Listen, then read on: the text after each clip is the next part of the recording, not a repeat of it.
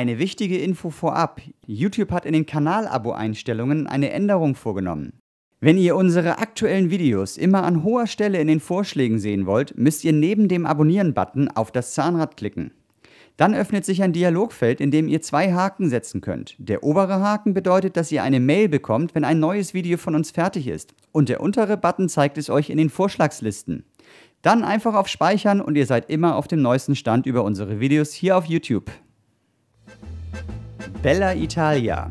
Im Sommer reiste ein großes Team des Miniaturwunderlandes nach Italien, um Recherche für den neuen Bauabschnitt zu betreiben. Ihr Weg führte in 4 Gruppen zu einigen der wichtigsten Sehenswürdigkeiten Italiens. Wir haben 3 Teams jeweils einen Tag mit der Kamera begleitet. Erster Halt Ligurien. Nach dem Einchecken im Hotel musste natürlich erst die nähere Umgebung erkundet werden.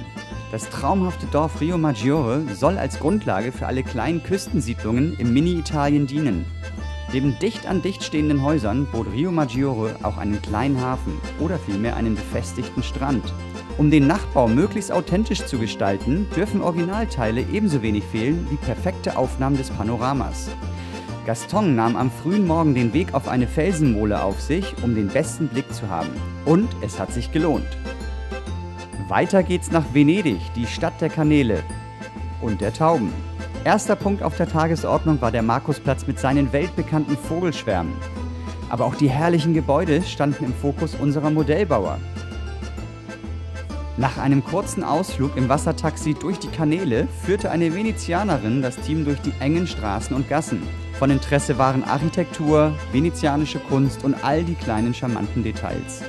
Also das wäre jetzt ein Laden, den wir gerne nachstellen würden. Das ist ein netter älterer Herr, der alles selber macht, die Bücher bindet, die Ledereinbände selber macht, ganz viele alte Bücher auch restauriert.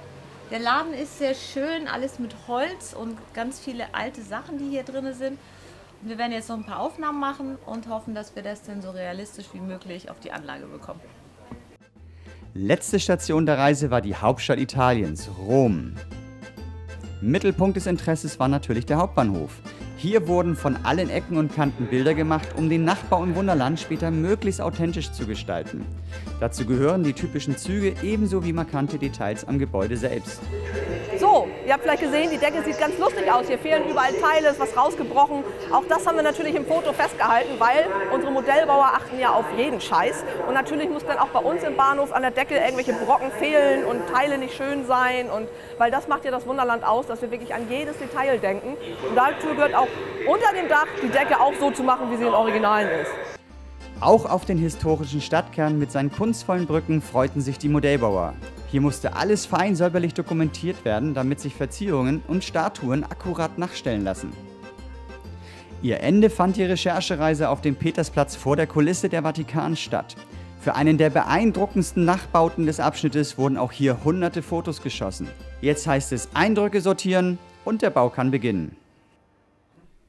Ende August wurde im Modellbau des Wunderlandes noch fleißiger gebaut. Die kleinen Dioramen sind Teil der Aktion Überall ist Wunderland. Eine Schnitzeljagd, die euch quer durch Hamburg führt. Findet ihr einen oder sogar alle der 30 kleinen Schaubilder, die wir an interessanten und bekannten Orten Hamburgs versteckt haben, könnt ihr Preise im Wert von 20.000 € gewinnen. Meldet euch dafür einfach auf der unten eingeblendeten Seite an. Wenn ihr dann an einem der Orte, die wir auf der Karte grob vorgegeben haben, das Diorama findet, gebt einfach den Code, der an dem Modell steht, ein. Dann noch ein Beweisfoto des Fundortes hochladen und ihr seid für die Teilnahme registriert. Jedes Diorama ist mit einem bestimmten Preis verknüpft. Solltet ihr jedoch alle finden, winkt eine noch größere Beute. Die Aktion läuft noch bis zum 30.09., also nutzt die Zeit und findet das Wunderland, überall in Hamburg.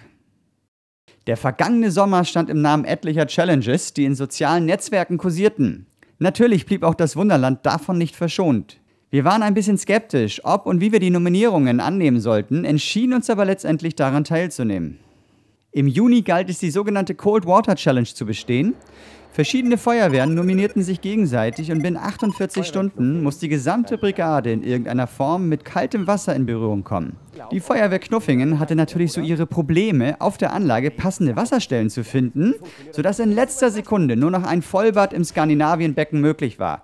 Gerrit musste sie als Führer der Knuffinger Feuerwache wieder aus dem eisigen Wasser fischen. Challenge bestanden.